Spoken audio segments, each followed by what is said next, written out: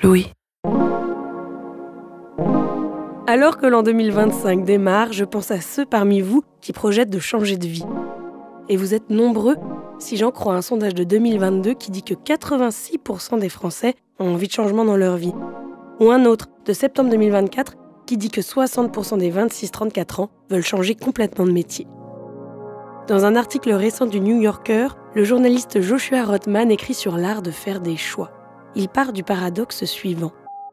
Souvent, on réfléchit moins aux grandes décisions de nos vies, comme mettre fin à 10 ans de couple en une dispute, qu'aux petites. Et c'est vrai que moi, j'ai passé personnellement 5 mois à choisir une table basse.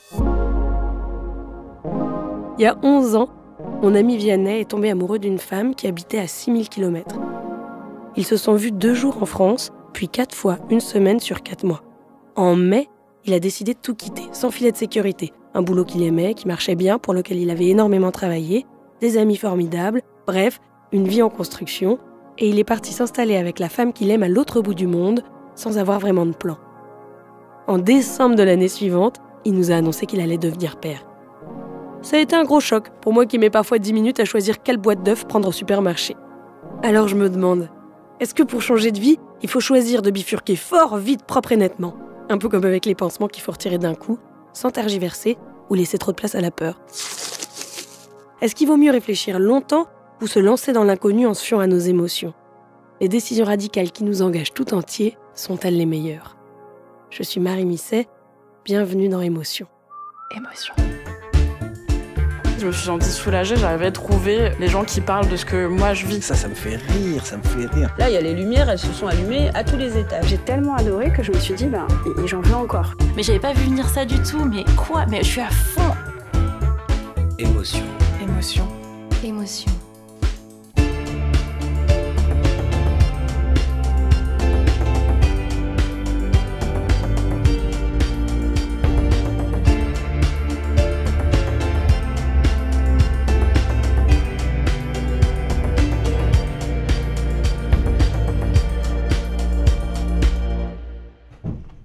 La première personne que j'ai rencontrée pour parler de décision radicale s'appelle Sarah. Elle a 37 ans et je l'ai rencontrée chez elle à Paris dans un bel appartement. Tu veux de l'eau en plus du café ou ça ira ? Sarah, elle a grandi dans un milieu privilégié. Elle a fait des études dans une école de commerce. Quand elle avait 25 ans, sa vie semblait tout à fait satisfaisante. Des amis très proches et soudés, un mec dont elle était très amoureuse. Bref, le train était sur de bons rails, il n'y avait plus qu'à partir. Jusqu'à ce que son couple se brise. Alors j'étais avec un mec depuis 5 ans. On avait décidé de passer les vacances en Grèce cet été-là. C'était pas une relation très heureuse, mais j'étais très amoureuse à l'époque. Et donc rupture, cœur brisé et vacances qui tombent à l'eau. Je devais passer 1 mois en Grèce et j'avais 1 mois de libre. Et donc cette rupture a créé un élément déclencheur et au lieu de partir en vacances en Grèce, j'ai pris mes billets pour la Turquie. En plein chagrin d'amour, Sarah décide donc de prendre une décision extraordinaire. C'était je quitte tout et je vais devenir reporter. Et à l'époque, on était arrosé d'informations sur la Syrie. Il y a des trucs comme ça, tu te prends le conflit à distance en pleine gueule, tu te sens impuissant et parfois ça te prend. Et moi j'avais ça avec la Syrie, ça me prenait, j'y pensais beaucoup. Et je suis partie en Syrie du jour au lendemain, sans gilet pare-balles, juste avec un pote turc et une copine journaliste. On est parti vraiment tête baissée et 2 semaines plus tard, on était à la frontière turco-syrienne. Et cette décision de partir en zone de guerre sans expérience, Sarah la prend sans avertir ses proches. La décision s'est prise extrêmement brutalement, à tel point que je l'ai dit à personne, à part 2 de mes meilleurs potes, pour leur donner l'info que j'étais en sécurité. De l'extérieur, la décision semble folle, dangereuse et même assez irresponsable. En toute logique, c'est aussi ce que les gens qui entourent Sarah en ont pensé. Ça a semblé étrange pour plein de gens autour de moi parce que, encore une fois, moi j'étais vraiment la caricature de la vie qui coche toutes les cases. C'est impeccable, il n'y a rien qui dépasse, tout va bien. Et je décide d'aller dormir dans un hôpital de fortune à la frontière syrienne et de me mettre littéralement la gueule dans l'horreur humaine. Et là, je me sens bien. Ça n'a aucun sens. Donc tout le monde autour de moi me cherchait des névroses. Et je voyais bien que les gens disaient « Ah, c'est la rupture, c'est que ça va pas et tout. » Non. Mais pour Sarah, en revanche, une fois qu'elle est au milieu du chaos, il n'y a plus aucune question. Pas de « mais qu'est-ce que je fous là ? Mais quelle connerie, je veux rentrer à la maison ». Hyper vite, c'était une évidence. En fait, dans le cas de Sarah, la décision semble radicale aux autres, mais pas tellement à elle-même. J'ai demandé à Adrien Chignard, un psychologue du travail qui s'est beaucoup penché sur les changements de trajectoire, si c'était courant. Ce côté, ça semble fou pour les autres, mais pas pour la personne qui prend la décision. Comme Adrien Chignard vit à Lille, je l'ai appelé en visio. Simplement, c'est que très souvent, cette réflexion, elle a commencé à naître dans ton esprit des semaines, des mois, des années avant. La décision, elle paraît radicale quand on l'observe de l'extérieur, mais quand on demande à la personne, en fait, on l'a vu poindre depuis un certain temps, et c'est le fruit d'une maturation psychique. Cette décision radicale, à ce moment-là, elle ne l'est pas tant que ça, puisque si je comprends bien Adrien Chignard, elle est en fait le fruit d'un dialogue intérieur, le point final d'une conversation secrète avec soi-même. Dans le cas de Sarah, en tout cas, ça se vérifie. J'étais quand même obsédée par le journalisme depuis longtemps, et je commençais à prendre le tournant, c'est-à-dire je démarrais des études en journalisme contre l'avis de ma famille et de mon mec de l'époque d'ailleurs. Globalement autour de moi, les gens disaient elle n'est pas responsable, elle fait sa crise, elle est pénible. Il y avait un truc assez diminuant, ce qui est bizarre parce que je veux dire, c'est pas horrible de devenir journaliste en soi. Donc je me retenais un peu d'y aller.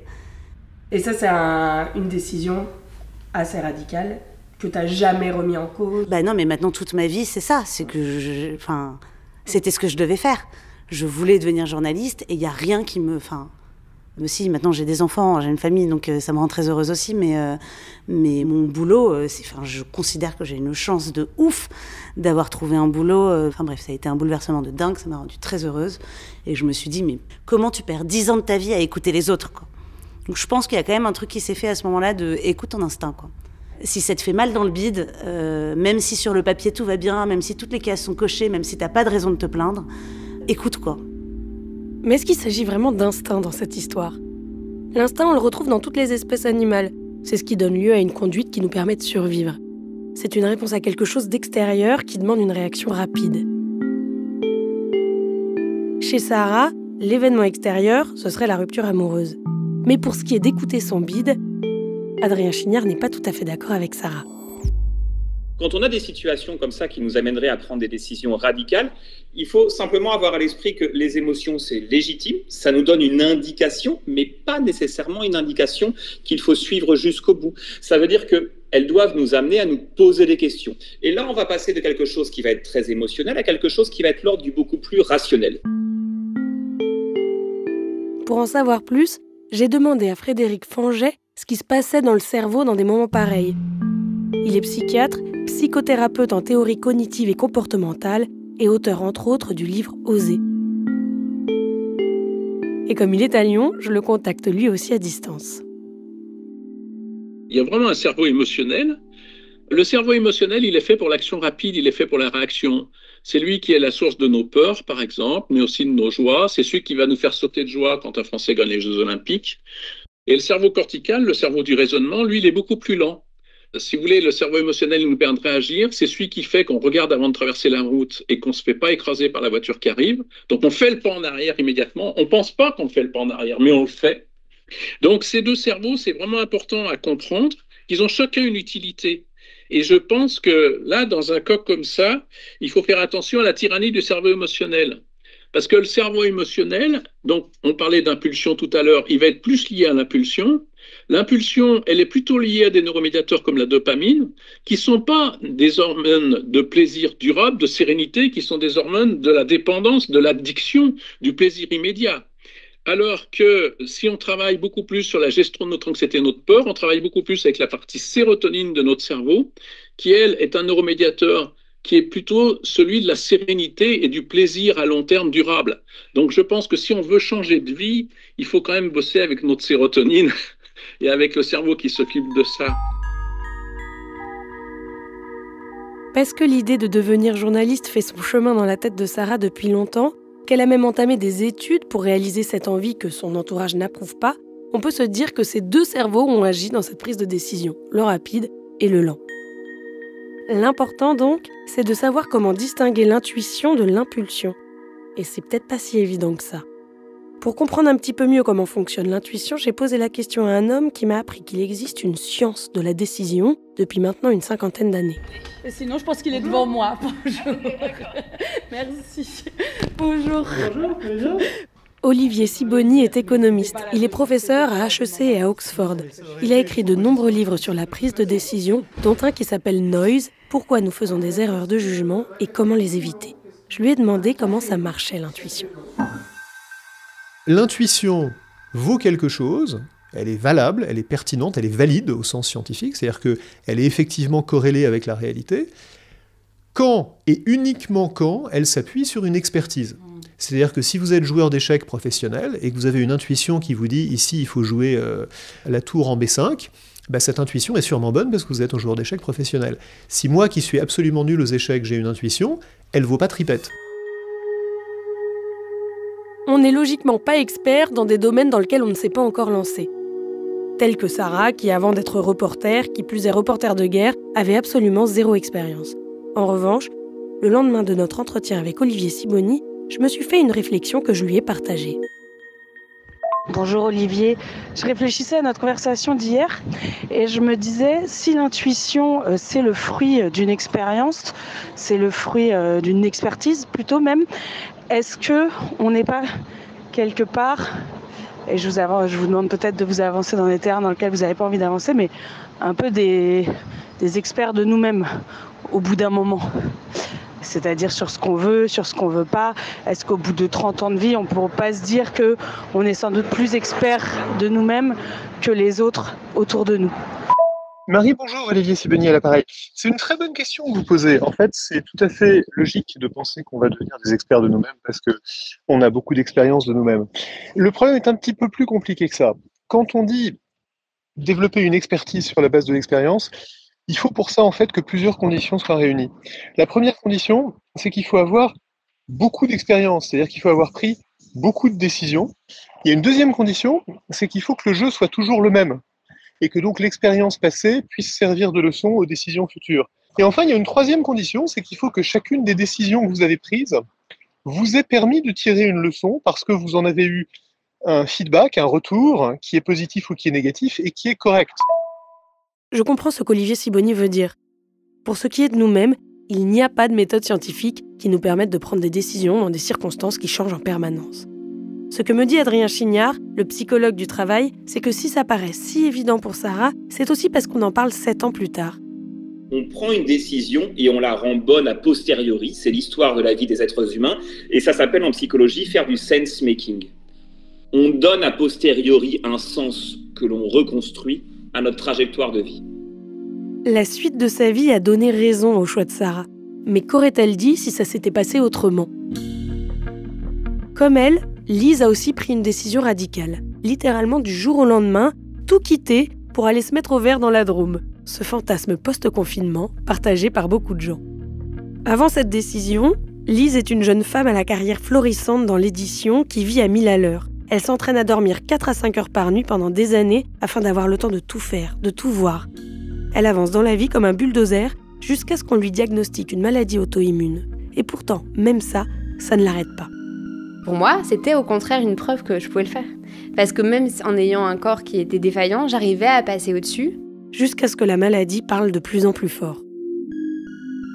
Cette année, j'ai eu plusieurs opérations et donc le moment après la première opération qui était au mois d'octobre dernier, je me suis arrêtée pendant 10 jours, c'était obligatoire. Et là, ma santé de partout. Enfin, c'est-à-dire que et mon corps entier était une métastase immense. Tout ça pour dire que lorsque j'ai pris la décision, ça faisait 3 mois que j'avais plus d'opération, que ça devait aller mieux. Et j'ai eu, en fait, avant de partir pour un petit séjour de 4 jours, un coup de fil de mon médecin qui me disait qu'il fallait que j'aille voir une autre spécialiste parce qu'on avait trouvé, en fait, en faisant passer les examens étaient passés d'un service à l'autre. Et en fait, il y avait sûrement une autre maladie qui devait s'ajouter à tout ça, en fait, et qui expliquait pourquoi aussi ça allait aussi mal. Et c'est à ce moment-là où je me suis dit, OK, pour ma santé, je peux plus vivre comme je vis maintenant. Elle arrive donc avec ses mauvaises nouvelles dans la Drôme auprès de sa famille, son frère et sa mère. Et c'est à ce moment-là qu'elle prend une décision. Ça faisait 10 ans que je vivais à Paris, je travaillais à Paris, j'avais une communauté, j'avais des histoires, enfin j'avais une vie quoi ici. Et cette décision a été prise d'un seul coup. Je me suis couchée un soir en y pensant, je me suis levée et j'ai dit autour de moi, à ma famille justement, allez, c'est bon, je vais à la poste lundi et je pose mon préavis. La décision de Lise qu'elle prend pour sa santé en écoutant son corps, elle a l'air saine et bonne pour elle. On vous laisse écouter la suite de son histoire après quelques secondes de pause.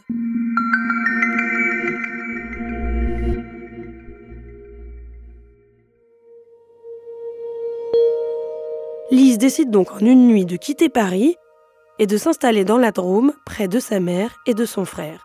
3 semaines plus tard, j'ai su que c'était la plus grande erreur que j'ai pu faire.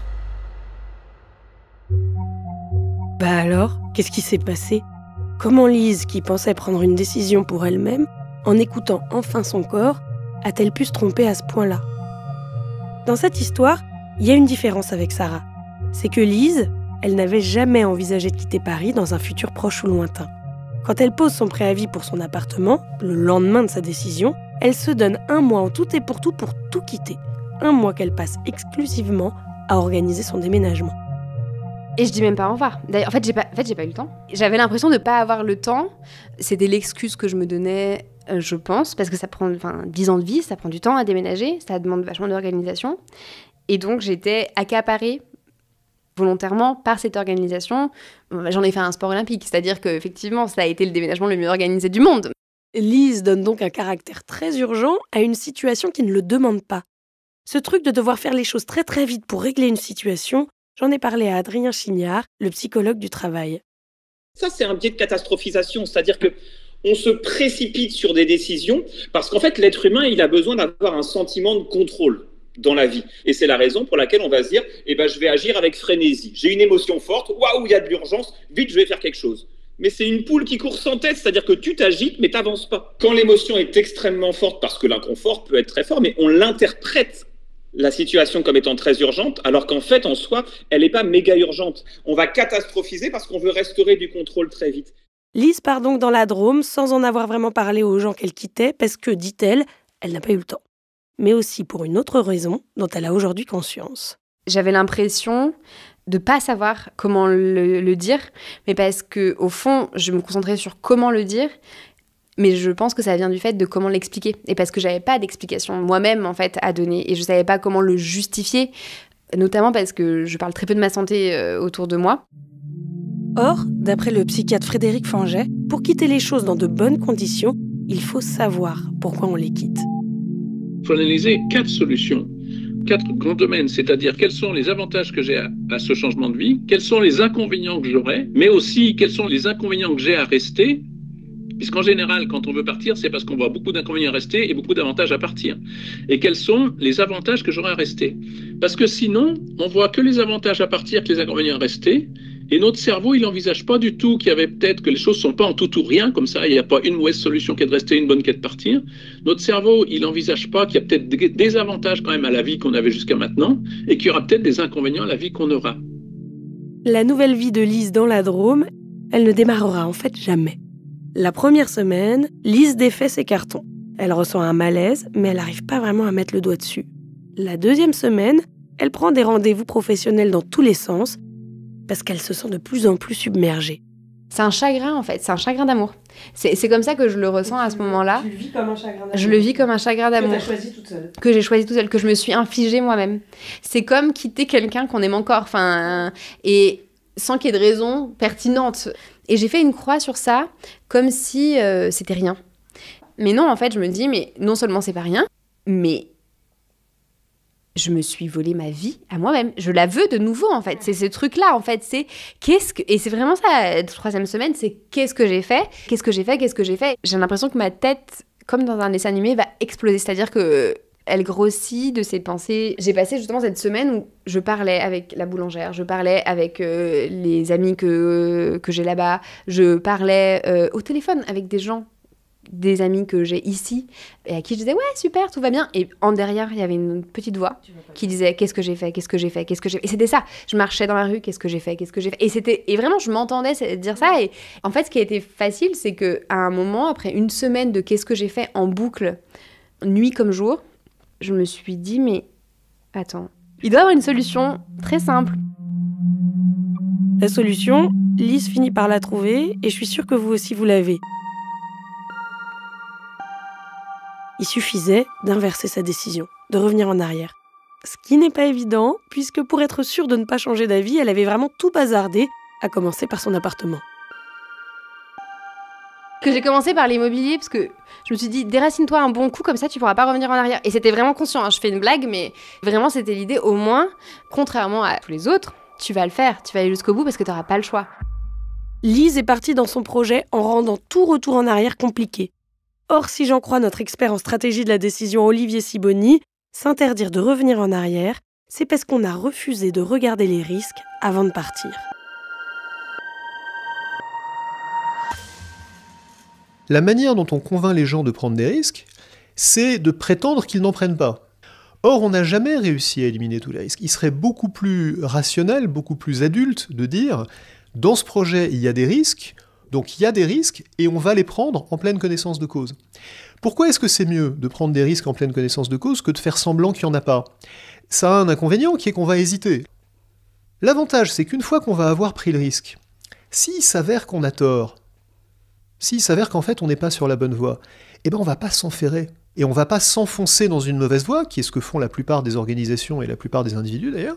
On va être capable de se remettre en cause parce que on était conscient au moment où on prenait la décision qu'elle était risquée, et donc on est conscient au moment où on la met en œuvre que le succès n'est pas garanti, et que si on n'est pas sur la bonne voie, il faut changer de direction. Avoir conscience des risques vous rend beaucoup plus libre de changer d'avis. Lise a réussi finalement à changer d'avis, mais pour ça, elle a dû faire face à quelque chose qu'Adrien Chignard décrit bien. C'est un processus psychologique qui est très connu, qui s'appelle l'escalade de l'engagement ou le piège abscon en psychologie. C'est-à-dire que l'être humain est un spécialiste de l'escalade de l'engagement. Plus on rentre dans une situation, plus c'est compliqué d'en sortir. L'escalade de l'engagement, on le vit tous. Par exemple, j'attends un bus censé arriver dans 3 minutes. 3 minutes plus tard, le bus arrive finalement dans 5 minutes. Je vais rester en me disant j'ai déjà attendu 3 minutes. Si j'attends 10 minutes et qu'il n'arrive toujours pas, je me dis j'ai pas attendu pour rien. Donc je reste jusqu'à la demi-heure d'attente où ça devient impossible de reculer et de rentrer à pied. Enfin si, c'est possible. D'ailleurs, Lise a donc réussi à inverser la situation. Mais changer d'avis, défaire ce qu'elle avait fait si vite, l'a plongée dans un abîme de culpabilité.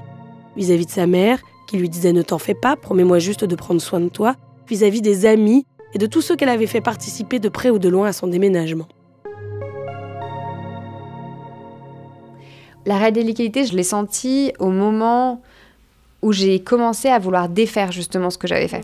La violence, la dureté, la difficulté, je l'ai ressentie à ce moment-là. Ça a été facile de prendre la décision radicale. Enfin, celle qui semble radicale aux yeux d'une grande majorité.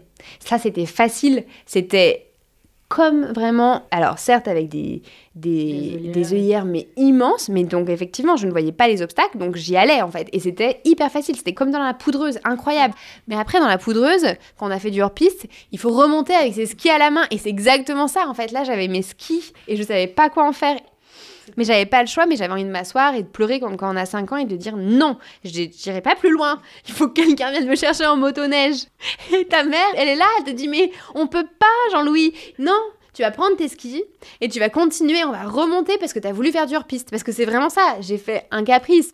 En revanche, ce que peut se dire Lise, c'est que même si elle avait envisagé tous les risques, elle n'aurait jamais pu savoir ce qu'aurait pensé la Lise du futur. Olivier Sibony me dit qu'on ne peut tout simplement pas le prévoir, mais il a quand même une piste. Oui, alors ça, c'est un grand problème de la psychologie qu'en anglais on appelle le affective forecasting. En fait, c'est la prévision de nos états affectifs futurs. Un indicateur qui est sous-estimé là-dessus, une chose qu'on peut faire, c'est tout bêtement se rappeler qu'on n'est pas si unique que ça. C'est-à-dire que d'autres aussi en sont passés par là et qu'il faut s'appuyer sur leurs expériences. Mais la suite va plus intéresser Lise. On peut aussi s'appuyer sur autre chose. On peut faire une chose que peu de gens font quand ils font par exemple une reconversion professionnelle, c'est essayer beaucoup de choses. C'est tout bête, mais souvent les gens qui vous décrivent leur situation vous disent « je suis coincé, il faut que je fasse un grand saut, il faut que je coupe les ponts, il faut que je prenne une décision radicale, il faut que je passe à autre chose ». Et ils voient ça comme quelque chose de binaire. C'est quelquefois le cas, bien sûr. Je ne dis pas qu'il y a toujours une solution facile, mais souvent, on peut expérimenter. On peut essayer plusieurs choses. On peut essayer à petite échelle. On peut mettre l'orteil dans l'eau pour voir si elle est vraiment trop froide avant de plonger. C'est exactement la conclusion à laquelle est arrivée Lise, qu'elle aurait aimé avoir le courage des petits pas. Actuellement, je suis en transition et c'est très inconfortable, mais j'aurais voulu avoir le courage, étrangement, en fait, de la transition des petits pas. Ça me permet aussi de dire ici que prendre des décisions radicales, c'est parfois le privilège des gens qui ont des filets de sécurité, qui savent quand même qu'ils peuvent un petit peu se planter. Le Monde consacrait récemment un article aux gens qui, à la base, n'avaient pas de matelas financier pour voir venir, ont entamé des transitions de vie qui n'ont pas fonctionné et se sont retrouvés dans des situations de grande précarité.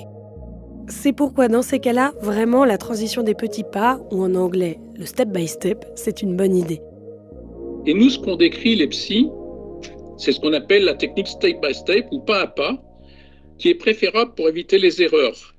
En fait, on va préparer les choses de manière progressive plutôt que quelque chose de très brutal. Si vous faites brutalement, vous faites montrer votre anxiété et vos émotions. Et on sait bien que quand l'anxiété monte trop fort, elle paralyse le cerveau, elle paralyse la réflexion.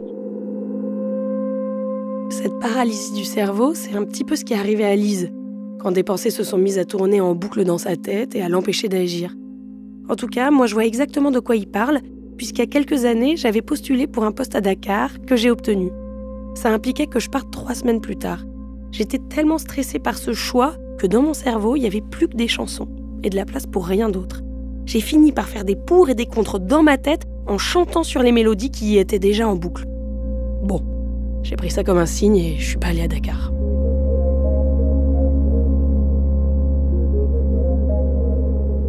La décision de Lise est-elle pour autant si mauvaise que ça ? Bien sûr, la transition qu'elle vit n'est peut-être pas facile à assumer, mais est-ce qu'elle aurait pu faire autrement ? Au cours de ma discussion avec Adrien Chignard, il me dit une phrase que je trouve assez belle.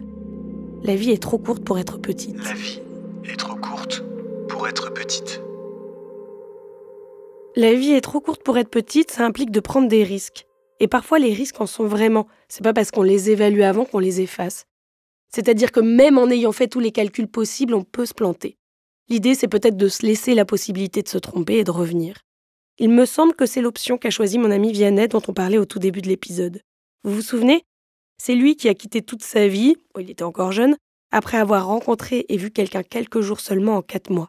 Je lui ai quand même posé la question à lui de savoir si les décisions radicales, en ce qui le concernait, étaient les meilleures. Déjà, bon, les meilleurs, je sais pas à partir de quel âge tu dois te poser cette question du top 5 de tes décisions. Là, à 36 ans, je trouve ça un peu tôt. Peut-être que dans 5 décennies, j'aurai plus de recul sur la question. Et d'autre part, il y a quand même une dimension un peu égotripique, même si le mot n'existe pas du tout dans cette idée de décision radicale. Parce qu'en fait, j'ai l'impression que tous les meilleurs moments de ma vie, ils viennent d'une forme de radicalité, mais qui m'est vraiment tombée sur la gueule. J'ai pas choisi de tomber amoureux, j'ai pas vraiment choisi d'avoir mon premier enfant en vrai, ou de tomber amoureux d'une personne qui m'emmène au bout du monde, ou ce genre de truc. Et c'est plus après la décision de dire est-ce que je vais lutter contre ce moment radical de fou où en fait les choses s'ouvrent en grand sur pas forcément une vie complètement nouvelle, mais quelque chose quand même de bien chamboulé et qui va amener plein de trucs nouveaux. Ou est-ce que je vais fermer la porte ? Et donc là, il y a un moment de décision à prendre. Et la décision de dire oui aux moments radicaux de mon existence jusqu'à présent, elle m'a conduit à faire des trucs chouettes à titre personnel. Mais peut-être que ça marche pas pour tout le monde. Vianney n'a pas choisi ses émotions. En revanche, il a accepté consciemment de les vivre et de leur dire oui. Il a aussi décidé qu'il n'avait pas beaucoup de contrôle sur la suite. Si j'en crois mon propre épisode, ce n'est pas exactement ce que Lise a fait. Elle a pris une décision en réaction à une émotion forte pour reprendre le contrôle dessus. Et d'après Frédéric Fanget, il y a des personnalités qui réagissent plus ou moins bien à l'incertitude et à la perte de contrôle. Il y a des gens qui ont un tempérament, ils tolèrent bien l'incertitude. Ceux-là, ils vont pouvoir sauter dans le vide. Mais dans les troubles anxieux, dans l'anxiété, on a décrit ce qu'on appelle l'intolérance à l'incertitude, ce qui rend l'anxiété pathologique par rapport à une anxiété normale. Parce que l'anxiété normale, elle est bonne, elle va vous permettre de préparer votre future vie. Mais ce qui va compter, c'est quel est votre degré de tolérance ou d'intolérance à l'incertitude. Savoir de quel côté on se place peut nous aider pour nos prochaines décisions radicales. Et d'ailleurs, Lise ne considère pas tout à fait ces 3 mois comme perdus. Mais au fond, je me dis, non mais c'est une bonne leçon pour l'avenir. Sur le moment, franchement, je me le dis tous les jours, mais je me dis, mais je m'en serais bien passée. Enfin, sincèrement, les bonnes leçons, je suis sûre que j'aurais pu apprendre à parler, à prendre soin de moi. Et j'arrête pas de me dire ça, j'arrête pas de me dire, putain, c'est cher payé la leçon quand même. Peut-être pas si cher payé si ça lui permet d'aiguiser son expertise sur elle-même et de pouvoir s'appuyer sur son intuition la prochaine fois qu'elle fera un choix important. En attendant, Lise sentait qu'il fallait qu'elle change un peu de vie et au fond, elle l'a fait.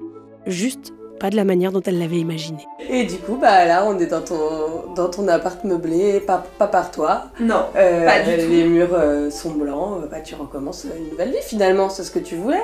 Ouais. C'est une nouvelle vie. Mais c'est exactement ça, c'est une très bonne façon d'expliquer. C'est génial, je vais dire ça en fait maintenant. Ah ouais? Ouais, les murs blancs en plus, c'est vrai que c'est quand même... j'ai très envie d'accrocher des tableaux. Ouais, voilà.